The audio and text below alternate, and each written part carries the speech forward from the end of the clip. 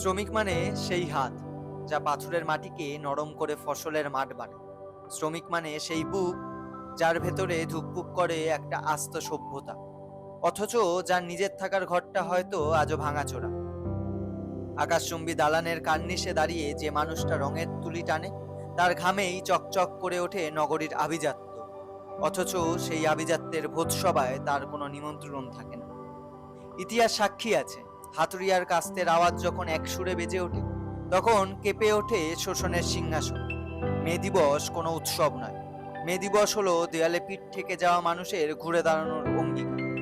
আজকের এই দিনে ধুলোবালি মাখা সেই হাতগুলোকে কুর্নিশ জানায়, যারা লোহা পিটিয়ে ইস্পাত বানায়, যারা তপ্ত দুপুরের নিচে পিচ ঢালাই রাস্তায় নতুন পথ আঁকে।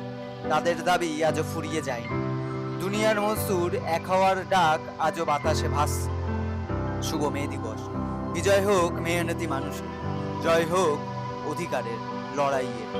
শুভ মে দিবস।